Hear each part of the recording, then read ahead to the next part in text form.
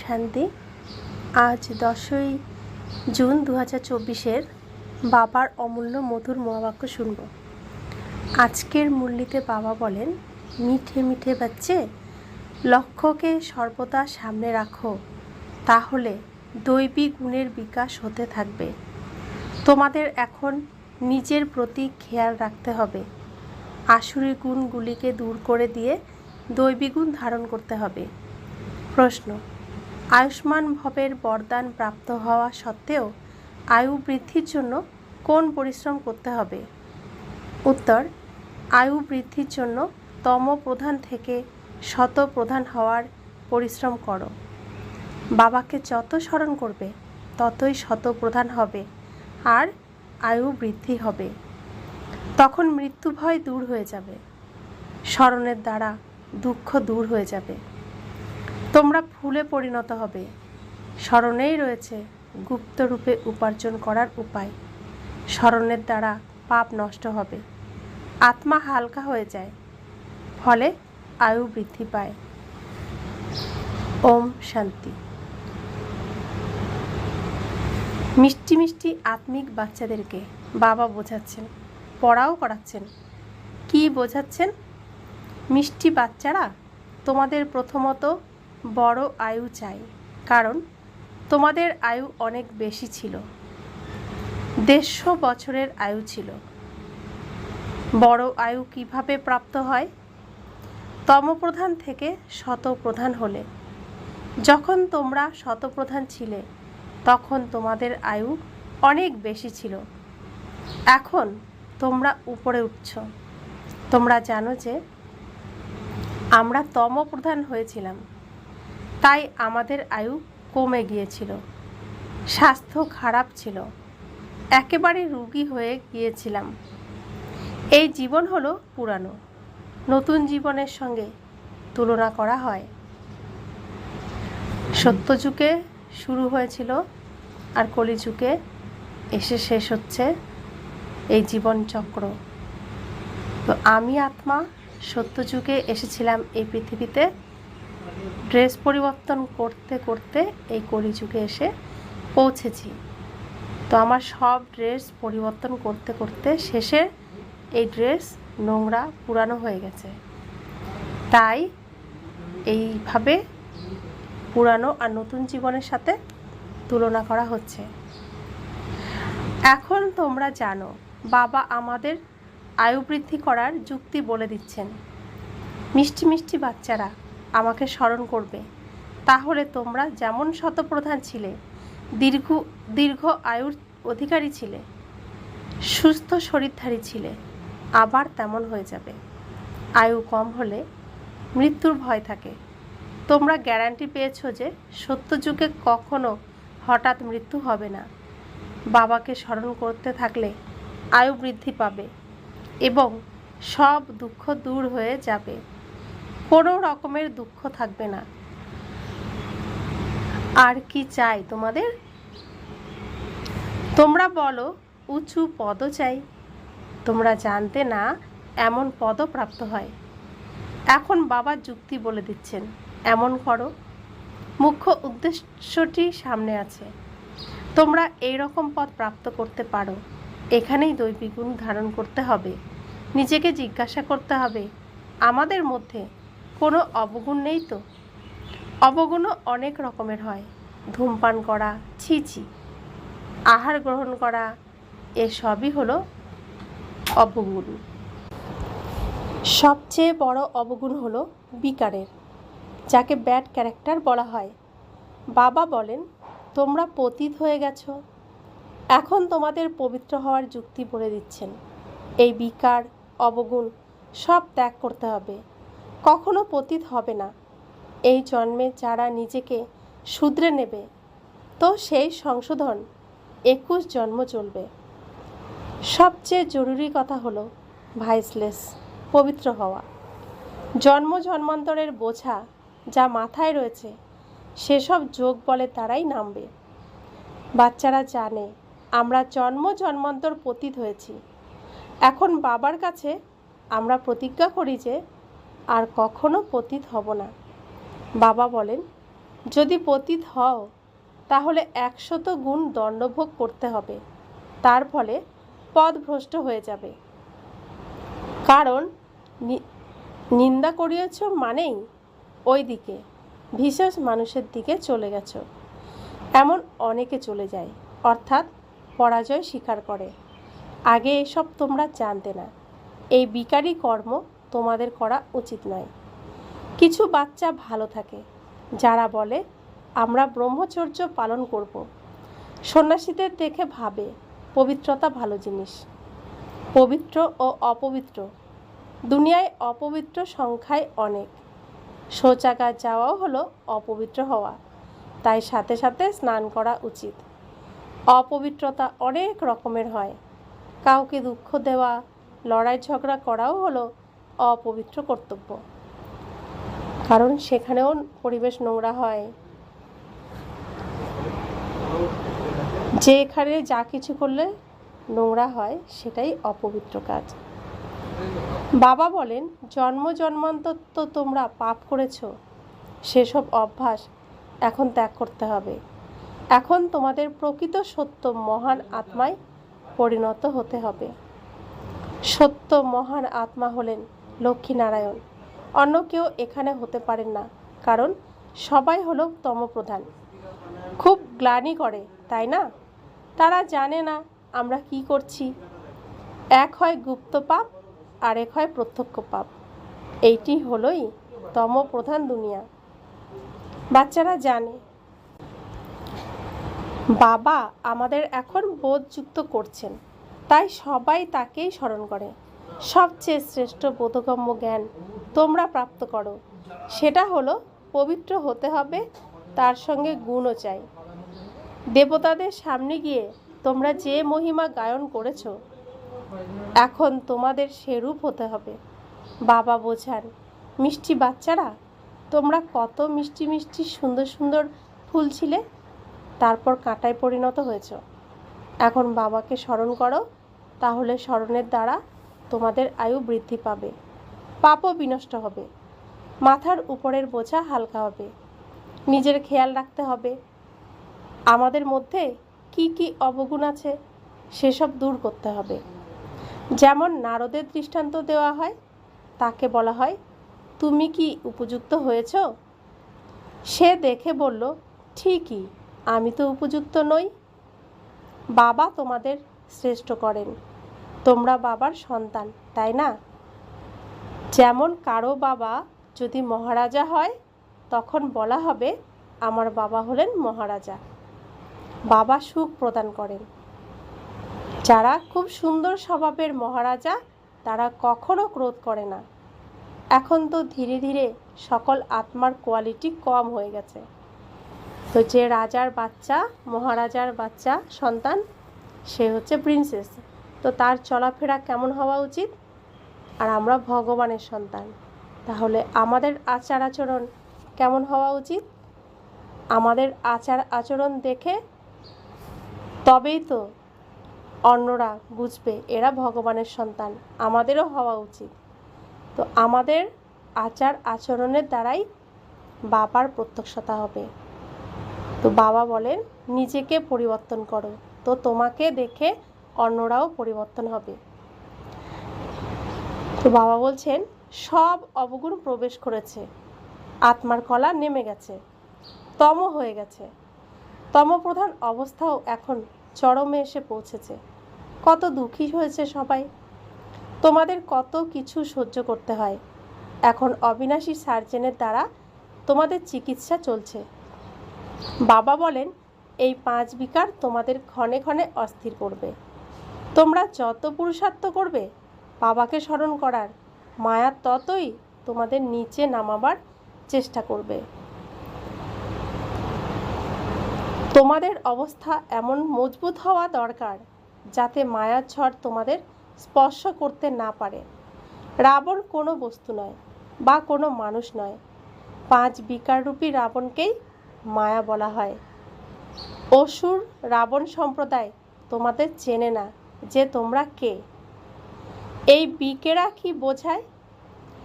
রিয়েলিটিতে কেউ তা জানে না। এদের বিকে কেন বলা হয়, ব্রহ্মা কার সন্তান, এখন তোমরা বাচ্চারা জানো। আমাদের ঘরে পরমধাম ফিরে যেতে হবে। বাচ্চারা, বাবা বসে তোমাদের শিক্ষা প্রদান করেন। আয়ুষ্মান ভব, ধনবান ভব। বাবা তোমাদের সকল মনস্কামনা পূর্ণ করেন, বরদান দেন। কিন্তু শুধু বরদান দিয়ে কোনো কাজ হবে না, পরিশ্রম করতে হবে, প্রত্যেকটি কথা বুঝতে হবে। তো বাবা যে বরদান দিচ্ছেন, সেই বরদান আমি রাখবো কোথায়? আমার বুদ্ধিরূপী পাত্রে। তো আমার বুদ্ধিরূপী পাত্র যদি খালি না থাকে, বাবার বরদান ভেতরে প্রবেশ করবে কি করে? তাই আগে বুদ্ধিরূপী পাত্রের সমস্ত নোংরা পরিষ্কার করে নিতে হবে, তারপরে বাবার এই বরদান, বাবার এই রত্ন বুদ্ধিরূপী পাত্রে ধারণ করতে আমরা পারবো। তো বাবা বলছেন, প্রত্যেকটি কথা বুঝতে হবে, নিজেকে রাজতিলক প্রাপ্তির অধিকারী করতে হবে। বাবা অধিকারী করেন তোমাদের, অর্থাৎ বাচ্চাদের শিক্ষা দেন, এমন এমন করো। প্রথম শিক্ষা দেন, মা মেকম স্মরণ করো। মানুষ স্মরণ করে না, তারা জানে না, তাই তাদের স্মরণও ভুলে যায়। তারা বলে ঈশ্বর হলেন সর্বব্যাপী। তাহলে শিব বাবাকে স্মরণ কিভাবে করবে? শিবের মন্দিরে গিয়ে পূজা করে। তোমরা জিজ্ঞাসা করো, তার অকুপেশন সম্বন্ধে বলো। তখন তারা বলবে, ভগবান হলেন সর্বব্যাপী, পূজা করে, তার কাছে কৃপা প্রার্থনা করে। এরকম প্রার্থনার সময় কেউ যদি জিজ্ঞাসা করে পরমাত্মা কোথায়, তখন তারা বলে সর্বব্যাপী। তাহলে চিত্রের সামনে তারা কি করে? আর চিত্র সামনে না থাকলে তাদের কলা কায়া অর্থাৎ সকল গুণ নষ্ট হয়ে যায়। ভক্তিমার্গে মানুষ কত ভুল করে, তবুও ভক্তির প্রতি কতখানি ভালোবাসা আছে তাদের। কৃষ্ণের জন্য কত নির্জলা ব্রত ইত্যাদি করে। এখানে তোমরা ঈশ্বরীয় পাঠ পড়ছো, আর ওদিকে ভক্তরা কত কি করছে। আমরাও এক সময় করতাম, না জানার কারণে, যখন আমরা অজ্ঞান ছিলাম। শরীররূপী মাটির নিচে আমি আত্মা কবরস্থ ছিলাম। তো ভগবান এসেছেন, আমাকে খুঁজে নিয়েছেন, খুঁজে আমাকে তার জ্ঞানের আলোর দ্বারা আমার ওপরে সমস্ত মাটি সরিয়ে তার জ্ঞানের আলো প্রবেশ করিয়েছেন, আমাকে ঘুম থেকে জাগিয়েছেন, অজ্ঞান নিদ্রার থেকে আমাকে জাগিয়ে এখন আমাকে সজাগ করছেন। সঞ্জীবুটি প্রতিদিন আমাকে খাওয়াচ্ছেন আর আমাকে সুস্থ করে তুলছেন। তাই আমরা এত উচ্চ কথা, এত উচ্চ জ্ঞান, স্বয়ং ভগবানের কথা আমরা বোঝার সৌভাগ্য পেয়েছি, শোনার সৌভাগ্য পেয়েছি, এবং তার শ্রীমতে চলার, তার কথা শুনে চলার সর্বশ্রেষ্ঠ ভাগ্য প্রাপ্ত করেছি। তো বাবা বলছেন,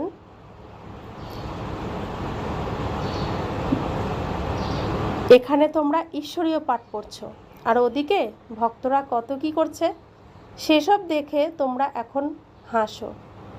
ড্রামা অনুযায়ী ভক্তি করতে করতে মানুষ নিচে নেমে এসেছে, উপরে তো কেউ চড়তে পারবে না।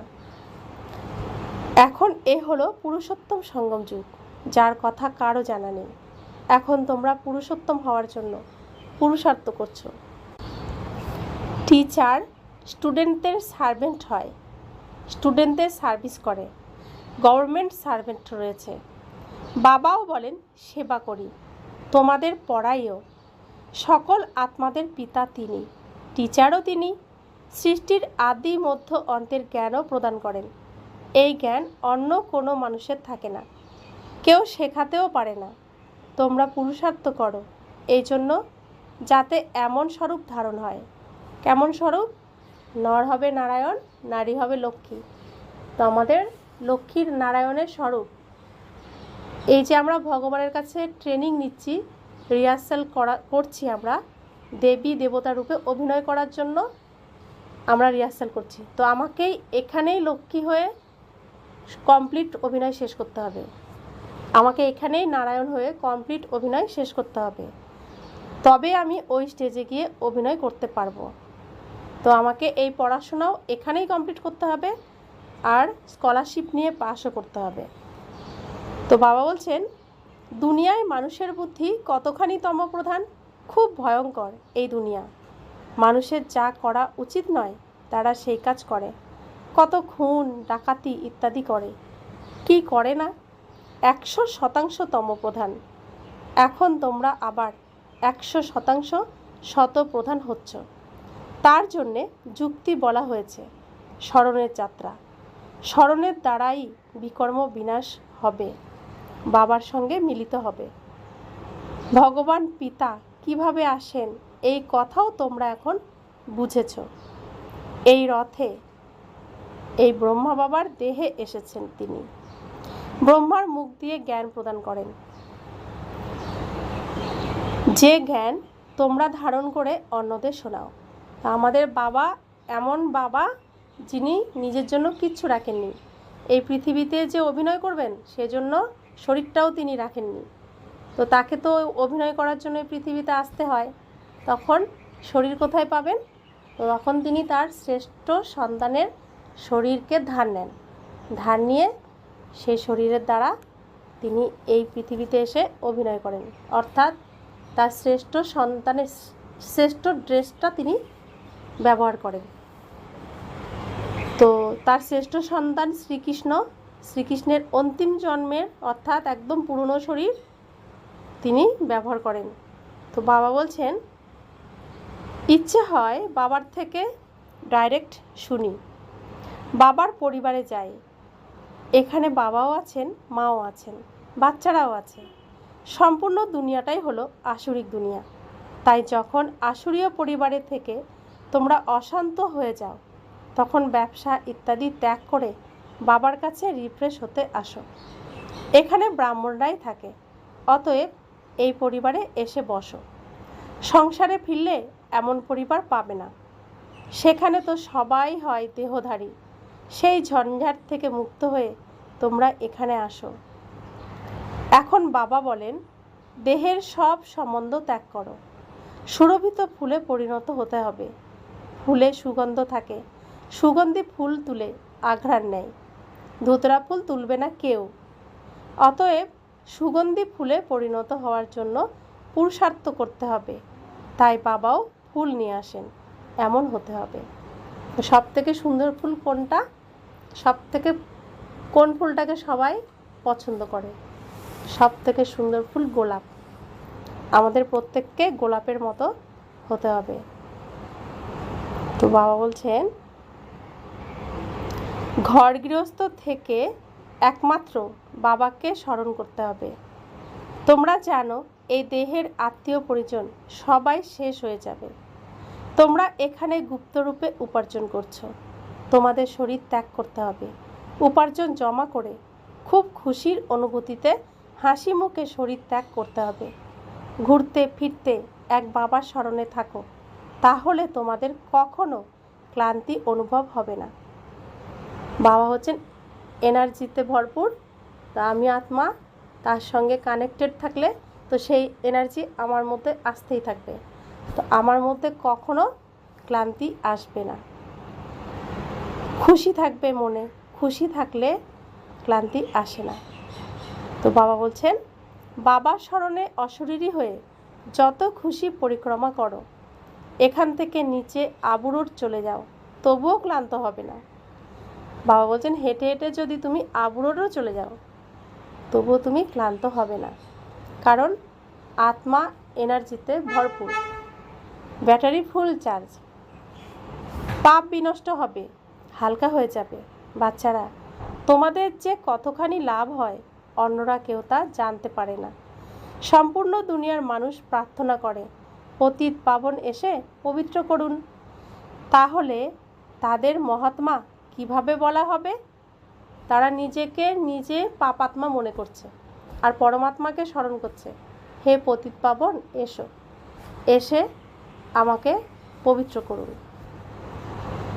তো তিনি নিজেকে পাপাত্মা নিজেই মনে করছেন, তাহলে তাকে পূর্ণ আত্মা কিভাবে বলা হবে, মহান আত্মা কিভাবে বলা হবে? পতিতের সামনে মাথা নোয়াতে হয় কি? পাবন অর্থাৎ পবিত্রের সামনে মাথা নোয়াতে হয়। কুমারী কন্যাদের দৃষ্টান্ত দেওয়া হয়, যখন বিকারগ্রস্ত হয় তখন সবার সামনে মাথা নিচু করে এবং ঈশ্বরের প্রতি আহ্বান করে, হে পতিত পাবন এসো। আরে পতিত হও কেন যদি ডাকতেই হয়? সবার শরীর তো বিকার দ্বারা নির্মিত, তাই না? কারণ এই হলো রাবণ রাজ্য। এখন তোমরা রাবণের হাত থেকে মুক্ত হয়ে এসেছো। একেই বলা হয় পুরুষোত্তম সঙ্গম যুগ। আমরা কলিযুগের নরক থেকে আমরা ঈশ্বরীয় পরিবারে সঙ্গম যুগে চলে এসেছি, অর্থাৎ সত্যযুগের যাওয়ার সিঁড়িতে আমরা চলা শুরু করেছি। কলিযুগ আমাদের পিছনে, সত্যযুগ আমাদের সামনে। মাঝখানের যে রাস্তা সত্যযুগে পৌঁছানোর, সেই রাস্তাতে আমরা চলা শুরু করেছি। এখন তোমরা পুরুষার্থ করছো রামরাজ্যে যাওয়ার জন্য। সত্যযুগ হলো রামরাজ্য। শুধু ত্রেতাকে রামরাজ্য বললে সূর্যবংশী লক্ষ্মীনারায়ণের রাজ্য কোথায় গেল? অতএব এইসব জ্ঞান এখন তোমরা বাচ্চারা প্রাপ্ত করছো। নতুন আত্মারা আসে, যাদের তোমরা জ্ঞান প্রদান করো, যোগ্যতা প্রদান করো। কেউ কেউ এমন কুসঙ্গ পেয়ে যোগ্যতা হারিয়ে অযোগ্য হয়ে যায়। বাবা পবিত্র করেন। অতএব এখন পতিত হওয়ার প্রয়োজন নেই। যখন বাবা এসেছেন পবিত্র করতে, মায়া এমন প্রবল যে পতিত বানিয়ে দেয়, পরাজিত করে। তখন বলে, বাবা রক্ষা করুন। বাবা বলেন, বাহ, যুদ্ধের ময়দানে অসংখ্য মারা যায়, তখন রক্ষা করা হয় কি? আমরা এখন যুদ্ধের ময়দানে রয়েছি। ওদিকে রাবণ আমাদের নিয়ে টানাটানি করছে, আর বাবা ভালোর দিকে নেওয়ার জন্য আমাদের প্রেরণা দিচ্ছেন। তো ভালো আর মন্দ, শুভ আর অশুভ, দুটো লড়াই আমি আত্মার মধ্যে চলছে। তো বাবা বলছে, এখানে যদি তুমি যুদ্ধে হেরে যাও তো বাবা কি রক্ষা করতে পারবেন? যুদ্ধের ময়দানের থেকে তোমাকেই জয়ী হতে হবে। এই মায়ার গুলি বন্দুকের গুলির চেয়েও কঠোর। কামবিকারের বশ হওয়া অর্থাৎ নিচে পতন হওয়া। সত্যযুগে সবাই পবিত্র গৃহস্থ ধর্মের হয়, যাদের দেবতা বলা হয়। এখন তোমরা জানো বাবা কিভাবে আসেন, কোথায় থাকেন, কিভাবে এসে রাজযোগে শিক্ষা প্রদান করেন। আমরা যারা ঈশ্বরীয় কুলে জন্মগ্রহণ করেছি, জ্ঞানের চক্ষু খুলেছে, অজ্ঞানতা দূর হয়েছে, আর সঞ্জীবনী বুটি খেতে খেতে ধীরে ধীরে সুস্থ সবল হয়ে উঠছি, তারা প্রত্যেকেই জানি বাবার সম্পর্কে, আর সঙ্গম যুগ সম্পর্কে, বাবার শিক্ষা সম্পর্কে। দেখানো হয় অর্জুনের রথে বসে জ্ঞান দিয়েছিলেন। তাহলে ওনাকে সর্বব্যাপী কেন বলা হয়েছে? যে বাবা স্বর্গে স্থাপনা করেন সবাই তাকেই ভুলে গেছে। এখন তিনি নিজের পরিচয় নিজেই দিচ্ছেন। যে বাবা স্বর্গে স্থাপনা করে নিজের জন্য কিচ্ছু রাখেন না, তিনি তার সন্তানদের সমস্ত কিছু দিয়ে নিজে বানপ্রস্থে চলে যান। সেই বাবাকে আমরা ভুলে যাই। কেন ভুলে যাই? যখন রাবণের রাজ্য আসে, রাবণ আমাদের এতটাই শাস্তি দেয় যে আমরা নিজের পিতাকেই মনে রাখতে পারি না। আমরা যেহেতু পিতার কাছে বেশি সময় থাকতে পারি না, খুব কম সময় থাকি, আমরা এই স্টেজে কর্ম করতে চলে আসি, তো সেজন্য আমরা ভুলে যাই। তো বাবা বলছেন তিনি নিজে এসে নিজের পরিচয় দেন। তো সেই পিতাকে কোটির মধ্যে কতিপয় কেউই জানতে পারে। আমরা সেই কোটির মধ্যে কতিপয় কেউয়ের মধ্যে পড়ি। अच्छा, मीठे मीठे सिखिले दे बच्चों प्रति माता पिता बाप दादा का याद प्यार और गुड मॉर्निंग। रूहानी बाप की रूहानी बच्चों को नमस्ते। हम रूहानी बच्चों की रूहानी माता पिता बाप दादा को याद प्यार, गुड मॉर्निंग और नमस्ते नमस्ते नमस्ते। शुक्रिया बाबा, शुक्रिया बाबा, शुक्रिया। धारणार जन्य मुख्य सार। 1, महान आत्मा हওয়ার জন্য অপবিত্রতা জনিত যেসব কু অভ্যাসগুলি রয়েছে সেসব ত্যাগ করতে হবে।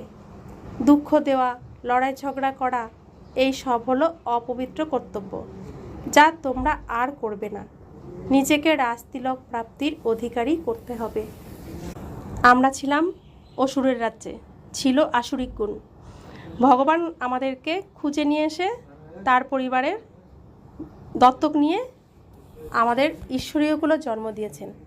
তাহলে আগের মতো আচরণ করা আমাদের তো শোভনীয় নয়। আমাদেরকে শ্রেষ্ঠ কর্ম করতে হবে, শ্রেষ্ঠ হতে হবে। ভগবানের নাম, ভগবানের মান আমাদেরকেই রাখতে হবে।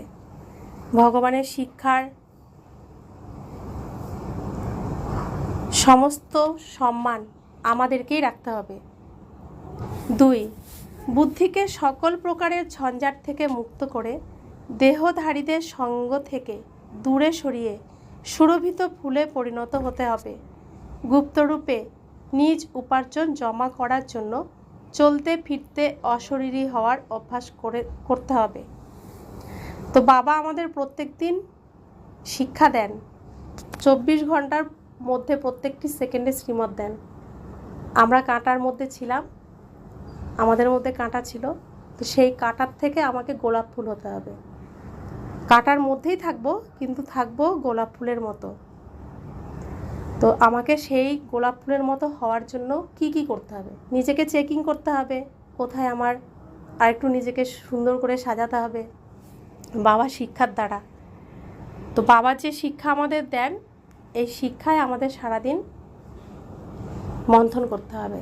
বাবা কি বলেছেন আমাকে কি করতে হবে, কেমন করতে হবে, কোথায় ত্রুটি আছে। তো এত সুন্দর করে আঙুল ধরে তো কেউ শেখাননি আমাদেরকে, ভগবান এসে শেখাচ্ছেন। তো পরিবর্তন তো আমাকেই হতে হবে। বরদান, নিজের শুভ চিন্তনের শক্তির দ্বারা আত্মাদেরকে চিন্তামুক্তকারী শুভ চিন্তক মণি ভব। আজ বিশ্বের সকল আত্মারাই চিন্তামণি হয়ে গেছে। এই চিন্তামণিদেরকে তোমরা শুভচিন্তক মণিরা নিজেদের শুভচিন্তনের শক্তির দ্বারা পরিবর্তন করতে পারো। যেরকম সূর্যের কিরণ দূর দূরান্তের অন্ধকারকে সমাপ্ত করতে পারে, সেরকমই তোমাদের অর্থাৎ শুভচিন্তক মণিদের শুভ সংকল্পরূপী ঝলক বা কিরণ বিশ্বের চারিদিকে ছড়িয়ে পড়ছে। এই জন্য তারা মনে করছে যে কোনো স্পিরিচুয়াল লাইট গুপ্তরূপে নিজের কাজ করছে। এই টাচিং এখন শুরু হয়েছে। অবশেষে খুঁজতে খুঁজতে সঠিক স্থানে তারা পৌঁছে যাবে। তো বাবা আমাদের প্রত্যেক দিন বলে, রাজার বাচ্চা যেরকম বাচ্চার প্রিন্স হয়, রাজপুত্র হয়, তুমি ভগবানের বাচ্চা, ভগবানের সন্তান। তাহলে তোমার মধ্যেও ভগবানের আচার আচরণ থাকতে হবে। তো ভগবানের কাছে কি থাকে? সুখ থাকে, শান্তি থাকে, প্রেম থাকে, আনন্দ, জ্ঞান, পবিত্রতা, শক্তি, যা আমরা প্রত্যেকে চাই সে ভগবানের থাকে। তো ভগবানের সন্তান আমার মধ্যেও সেই গুণটাই থাকবে। আর আমরা তো বিপরীতে চলতাম এতদিন। আমি শান্ত স্বরূপ, চলতাম অশান্তিতে। আমি সুখ স্বরূপ, চলতাম দুঃখে, থাকতাম কষ্টে। তো আমরা সবসময় উল্টোই করতাম। এখন আমরা সঠিক করব, তো যারা উল্টো থাকে তারা আমাদের দেখে শিখবে। তো আমি তখন ভগবানের বাচ্চা, তারা বুঝবে। আমাকে পরিবর্তন হয়ে আমাকেই প্রমাণ করতে হবে আমি ভগবানের বাচ্চা। স্লোগান, বাপ দাদার ডাইরেকশন ক্লিয়ারভাবে ক্যাচ করার জন্য মন বুদ্ধির লাইন ক্লিয়ার রাখো। সূর্যের আলো যখন আসে তার মাঝখানে যদি কোনো কিছু থাকে, আলো পৌঁছাতে পারে না। তো সেরকম আমাদের মন বুদ্ধির রাস্তায় ব্যর্থ চিন্তা ছায়া সৃষ্টি করে, সূর্যের আলোকে ঢুকতে দেয় না, প্রবেশ করতে দেয় না। এই ব্যর্থ চিন্তাকে আমাদের মন বুদ্ধির থেকে বের করতে হবে। বুদ্ধির রাস্তাকে একদম পরিষ্কার রাখতে হবে। সবসময় বাবার কোনো শ্রেষ্ঠ সমানে থাকতে হবে, তবে বুদ্ধির রাস্তা ক্লিয়ার থাকবে আর সূর্যের আলো একদম ডাইরেক্ট পৌঁছে যাবে। আর সেখানে কোনো নোংরা, কোনো আবর্জনা জমতে দেবে না। আর যদি জমেও বাবা সেটা পরিষ্কার করে দেবেন তার কিরণের দ্বারা। ওম শান্তি।